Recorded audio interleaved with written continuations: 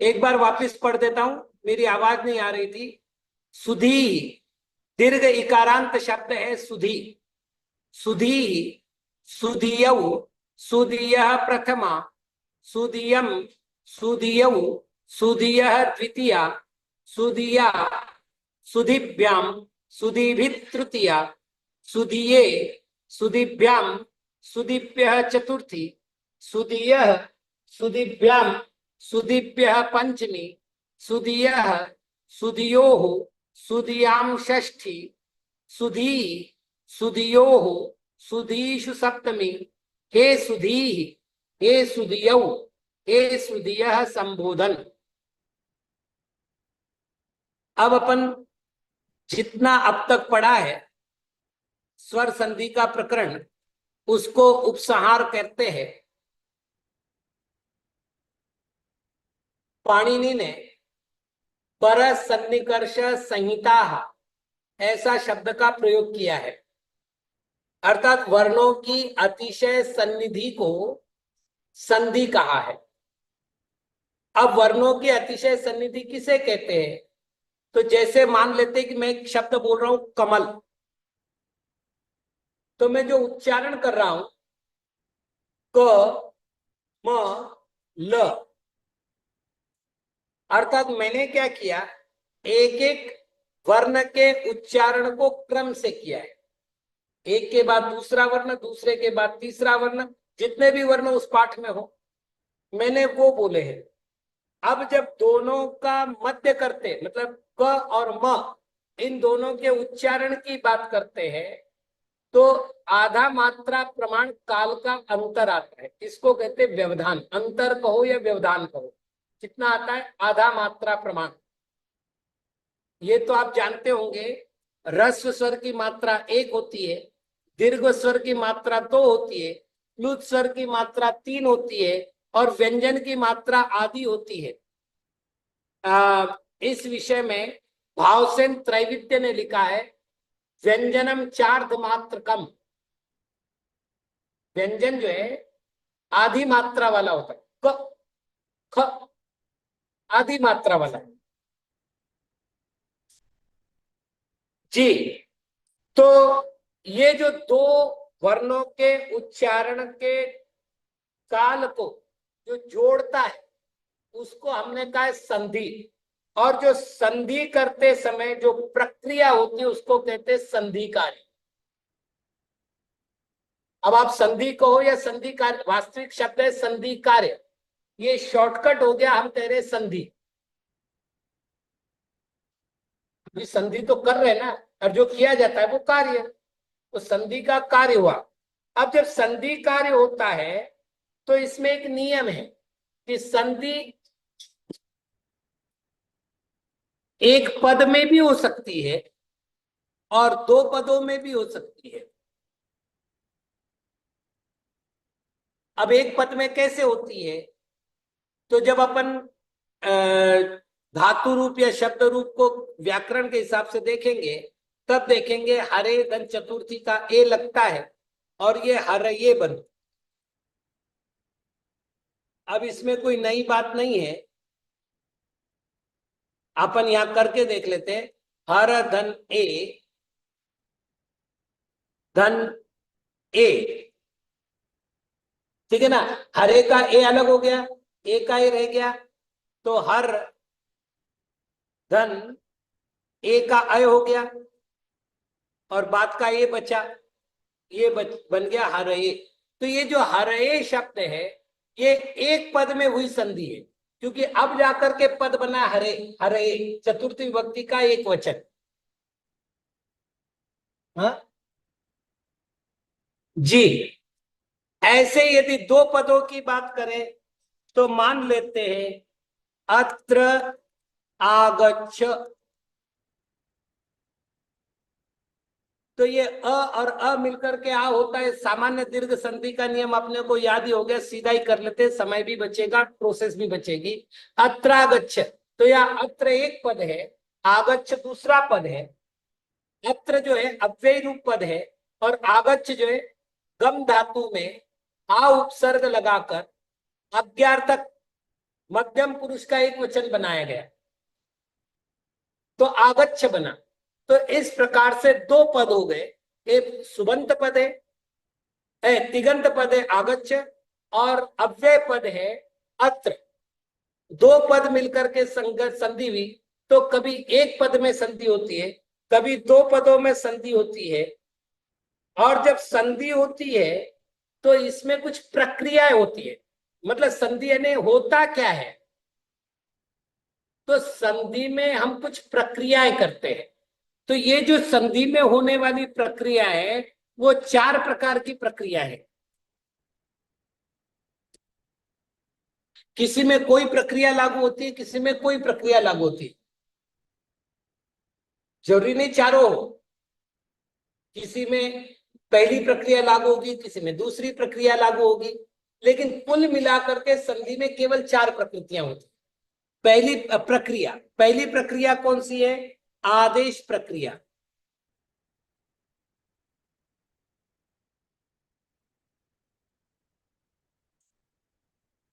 मैं इसको एक बात समझा दूं। एक आदमी आया, उसने कहा यहां कैसे बैठा है, उठ, और आपको उठा दिया, और वो आकर के वहां बैठ गया।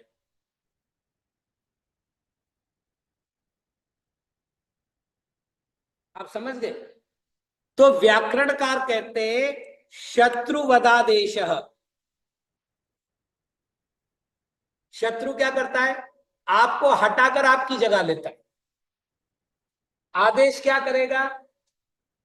तो आदेश का अर्थ होता है यो भूत्वा भवति। बड़ा सुंदर अर्थ किया व्याकरणकारों ने। यो भूत्वा भवति स आदेश।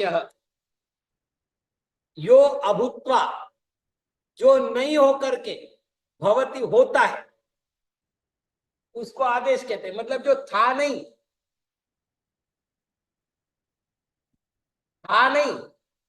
आ गया और जोर जबरदस्ती से आके घुस गया, उसको कहेंगे आदेश। इसमें क्या होता है कि पदों में पाए जाने वाले वर्णों को हटाकर, यानी मूल वर्णों को हटाकर उसके स्थान पर जो आता है उसको कहते हैं आदेश। ठीक, जैसे अपन कर लेते हैं मति, धन आदि। ठीक, तो मत, धन ई, धन आदि। अब ये क्या हो रहा है देख लेना। अब ई हट, और मैं आऊंगा, क्या किया? ई को हटाया और ई के स्थान पर यह आया। तो यह की कौन सी प्रक्रिया हुई? आदेश प्रक्रिया हुई। क्लियर? दूसरे को हटा करके उसके स्थान पर खुद को स्थापित करने की जो प्रक्रिया है उसको आदेश प्रक्रिया कहते हैं। अब इससे बना मत्यादि।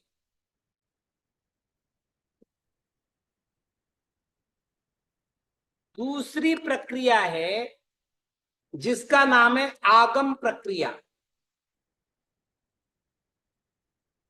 ये प्राय सभा में होता है। कुछ लोग बैठे सभा में, उतने में एक परिचित व्यक्ति आ गया, तो यहां से उसको इशारा करते भैया इधर आ, इधर इधर। अब यहाँ जगह तो नहीं है, तो वो कहते दादी थोड़ा सा जगह देना। फिर वो बोलता मैं भी थोड़ा सा, भैया यहाँ जा। तो ये क्या करता है? दूसरे पदों को नहीं हटाता, लेकिन खुद बीच में आता है। इसलिए इसके लिए लिखा है मित्र वदागम। आगम जो होता है वो हमेशा मित्र के समान होता है। मित्र किसी को हटाता नहीं, आके बैठ जाता है, संभाल लेता है। तो यहां पर आगम का अर्थ करना है कि मूल वर्ण के रहते हुए पूर्व पद का मूल वर्ण, उत्तर पद का मूल वर्ण, दोनों मूल वर्ण के रहते हुए भी नवीन वर्ण के बीच में जो उत्पत्ति हो जाती है उसको कहते हैं आगम। एक उदाहरण देता हूं। पठन धन अस्ति, ये व्यंजन संधि में नियम आएगा अपने को। नियम को थोड़ा सा मैं यहां बता ही देता हूं। यदि अ के उपरांत अंग हो, न हो या न हो, किसके उपरांत? अ के उपरांत, और उसके बाद रस्व स्वर हो,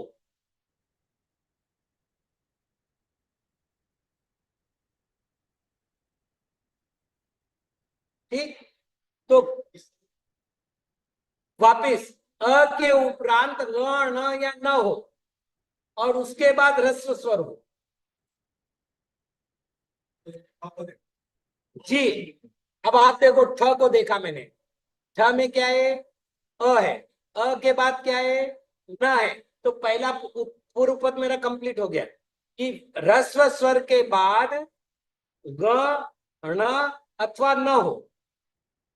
जी जी जी, ये तीन दिए ना नीचे, न आधा ही चाहिए। और इधर जो है रस्व स्वर चाहिए। यदि ऐसी स्थिति होती है तो ये जो अंतिम व्यंजन है उसको द्वित्व हो जाता है।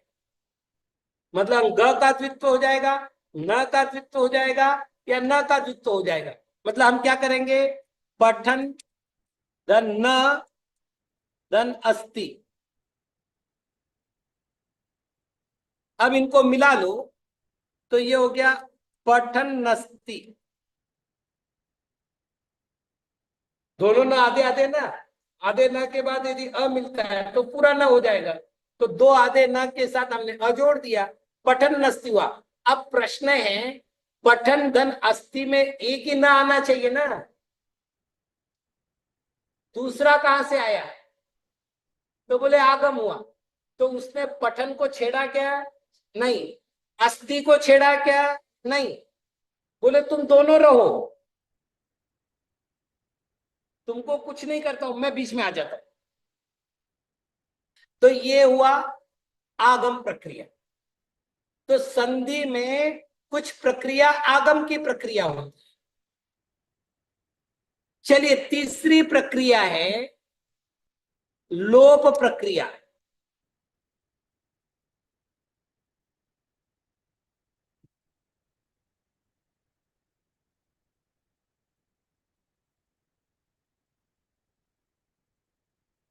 पाणिनि महर्षि लिखते हैं अदर्शनम लोप, मतलब है तो सही, दिखाई नहीं दे रहा है। जिस वर्ण का अस्तित्व हो किंतु वर्ण दिखाई नहीं देता हो उसको कहते लोप।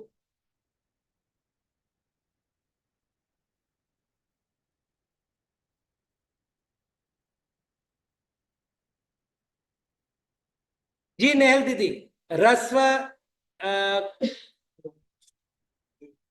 जी जी, थोड़ी सी गलती हुई यहाँ पर। ठीक ठीक, लिपि में गलती हुई है, रस्व में। चलिए, अदर्शनम लोप, जो दिखने में नहीं आता, मतलब अस्तित्व तो है, दिखाई नहीं देता, उसको लोप कहते हैं। तो जिस संधि में लोप का कार्य होता है उस कार्य को हम कहेंगे लोप प्रक्रिया। जैसे लोप प्रक्रिया का उदाहरण लेते अपन, उभौ अपि।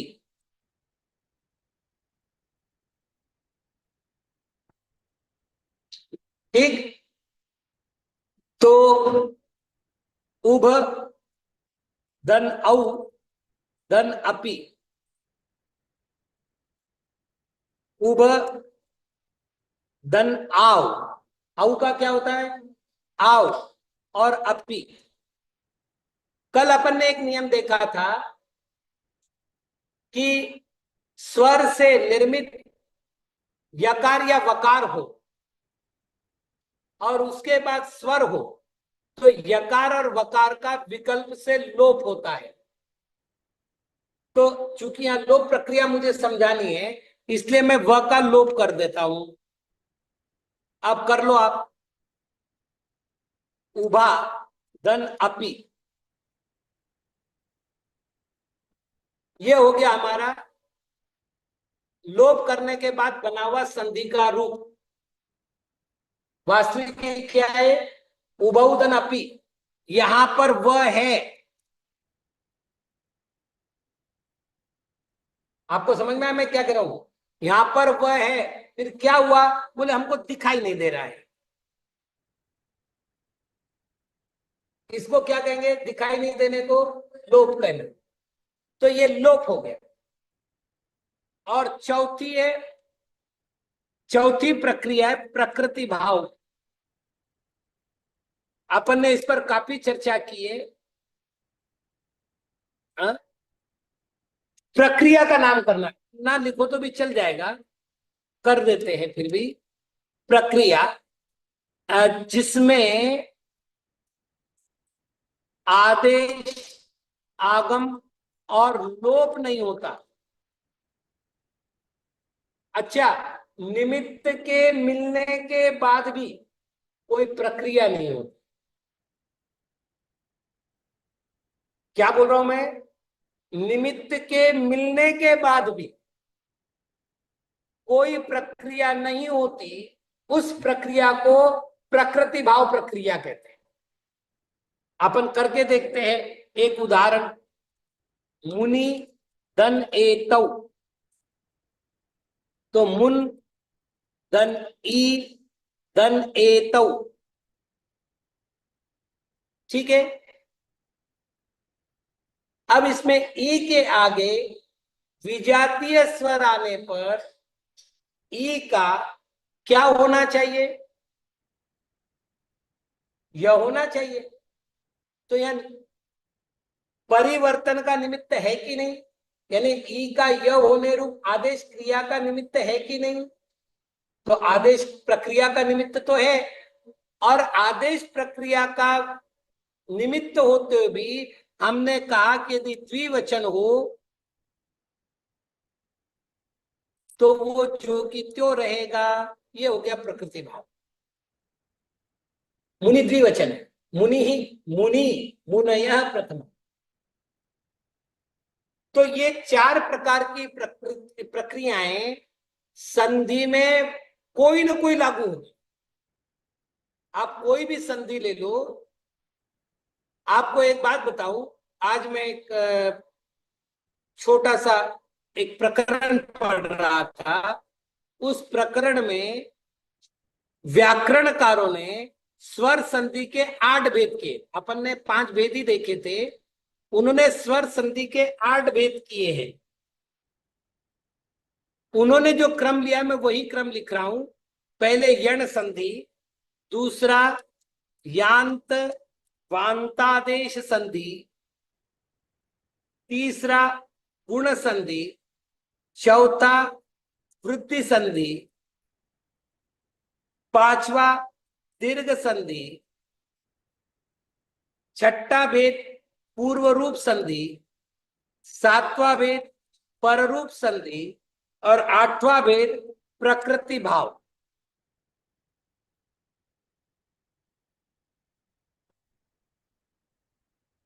कल अपन ने इसके विषय में कुछ बातें की भी।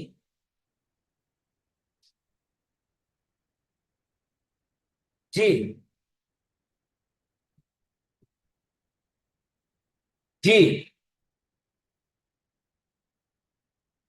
अयाति संधि के लिए उन्होंने यांता वांतादेश किया है, यांत वांतादेश। अब अपन देखें इन संधियों में 1 और 2 नंबर की जो संधि अपन ली,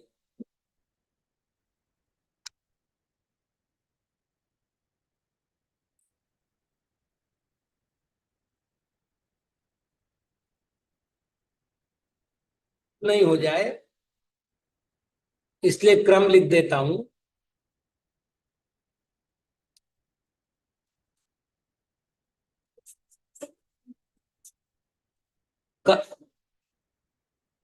कौन से दीर्घ संधि के भेद किए?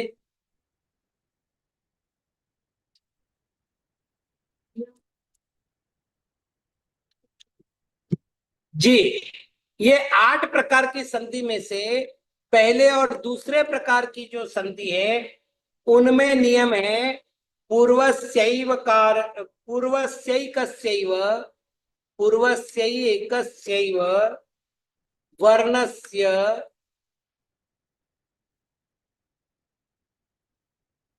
स्थाने आदेशो भवति।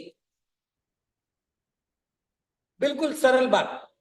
पूर्ववर्ती, जैसे मति आदि, अभी उदाहरण अपन ने लिया था, तो आदि को अपन ने कुछ नहीं किया था, मति के ई को यह किया था। मतलब अपन ने क्या किया है, पूर्वस्य एकस्य एव वर्णस्य, पहले वाला जो एक वर्ण है उस वर्ण से स्थाने, उस वर्ण के स्थान पर आदेश किया था। आदेश जो होता है वो कहां कहां होता है वो बता रहा हूं। तो पहली और दूसरी संधि जो मैंने यहां बताई, वहां पर पूर्व में आदेश होता है, ठीक, मतलब पूर्व के स्थान पर। तीसरी से लेकर सातवीं तक जो संधि है उसमें पूर्वस्य परस्य च स्थाने एकादेशो भवति। ये एकादेश समझ लीजिएगा, सरल है ये। भक्त गण अमर, ठीक, हमने क्या किया, भक्त हलंत किया, अ अ मर को थोड़ा सा अलग कर देते अपन। तो हमने क्या किया, इन दोनों अ के स्थान पर आ किया, तो आदेश कितना हुआ, एक आदेश हुआ। तो एक धन आदेश का क्या होगा, एक आदेश। तो पूर्वस्य परस्य च स्थाने एकादेशो भवति, पूर्व और पर के स्थान पर एक आदेश होता है। और आठवीं संधि जो है इसमें आदेशाभाव, प्रकृति भाव है, इसलिए कोई आदेश होता ही नहीं है। तो कुल 8 प्रकार की संधियां कुछ वैयाकरण मानते हैं, मैं वापिस कर रहा हूं, कुछ लोगों ने 5 ही मानी। दीर्घ संधि, गुण संधि, वृद्धि संधि, यण संधि, अयादि संधि। कुछ ने 7 मानी, तो पूर्व रूप संधि और पर रूप संधि मानी। और कुछ ने प्रकृति भाव संधि को भी उसमें रख करके 8 स्वीकार कर ली। इस प्रकार से वैयाकरणकारों के अलग अलग मत है। लेकिन यदि अपन सामान्य पढ़ते हैं तो पंच संधि प्रकरणम करके पढ़ते हैं, सप्त संधि या अष्ट संधि प्रकरणम करके नहीं पढ़ते। मतलब मुख्य रूप से वैयाकरणों ने 5 संधियां मानी है। अब एक बात और, अभी तक अपन ने 2 पदों में संधि देखी है, 2 वर्णों में संधि देखी है। लेकिन आपको बता रहा हूं कई ऐसे प्रकरण हैं जहां 3 वर्णों में संधि होती है। कितने? अब मैं आपको एक 2 उदाहरण देता हूं। पहले तो उदाहरण है रई धन उ धन अणह।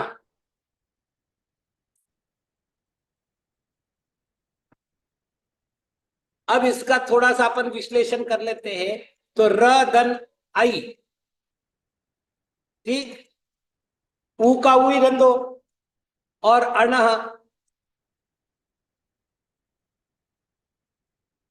अब आप देखो, आई के आगे ऊ है, मतलब आई के आगे स्वर है, तो आई का क्या होगा,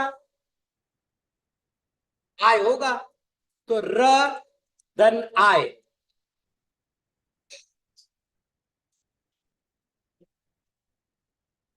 जी भैया, जी जी जी, अलग अलग मीनिंग होता है। रई धातु भी है, शब्द भी है। उ एकादेश है, एकाक्षरी नाम माला के अनुसार, और अण जो प्रत्यय है। अब आगे करते हैं, र धन आय, ठीक। अब ऊ के आगे भी अ है, तो ऊ का व होगा। अब इसमें करो आगे अणह। अब हमारे सामने एक बात हुई, कल हमने जो नियम देखा था, स्वर से निर्मित य और व हो तो लोप होता है। कल नियम देखा था क्या? तो यहाँ यह भी है वह भी, आप किसका लोप करना है? तो स्वर से निर्मित यकार है ना, यकार जो है ऐ से हुआ है, और वकार जो है ऊ से हुआ है, तो स्वर से निर्मित ही तो हुआ। तो कल हमने देखा था वो आदि में नहीं होना चाहिए। आप देखो कल के नियम में आदि में नहीं होना चाहिए, तो आदि में नहीं होना चाहिए मतलब बाद में होना चाहिए, इसलिए व का लोप नहीं होगा, य का लोप होगा। तो हमने किया यकार का लोप।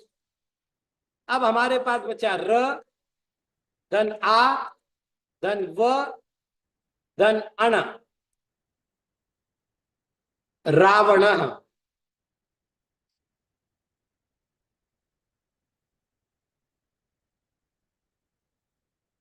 एक और उदाहरण देख लेते हैं।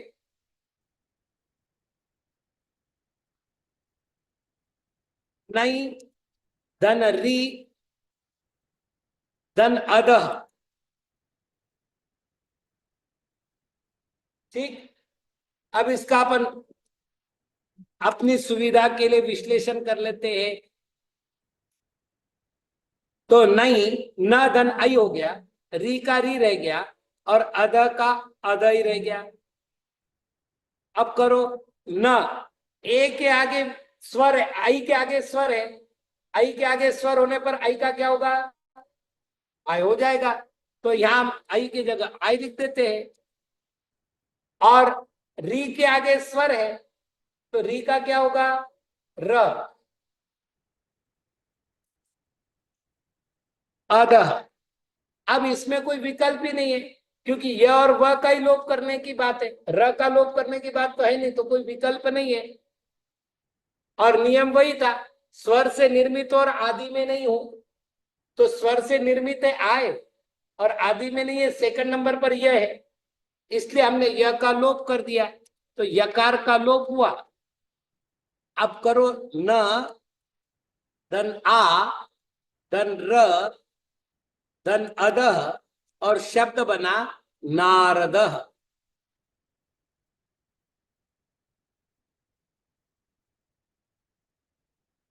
तो कहने का तात्पर्य यह है कि एक मतलब दो, एक पद में भी संधि होती है, दो वर्णों में भी संधि होती है, और दो से अधिक वर्णों में भी संधि होती है।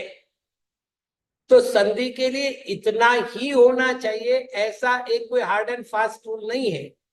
इस प्रकार से स्वर संधि संबंधित जो चूली का प्रकरण बचा था वो भी हमने कंप्लीट कर दिया। जैसे मैंने कल कहा था कि आपकी ओर से प्रश्न आमंत्रित है, ताकि मैं ये समझ जाऊं कि भाई आपको कोई दिक्कत तो नहीं। मैं कल दीदी से भी कहा था कि अध्ययन के काल में कोई कठिनाई तो नहीं है। रूबी दीदी, गुण संधि में ये यण संधि में ई का य, उ का व, री का र, और री का ल हुआ था। तो ये तो बिल्कुल मूल नियम है यण संधि का। तो किसी को कोई प्रश्न हो तो मेरे पास जरूर भिजवाइए, ताकि मतलब पढ़ाई में कोई कठिनाई हो तो मैं उसको सॉल्व कर सकूं, और नहीं तो फिर व्यंजन संधि अपन प्रारंभ कर सके। ओम नमः।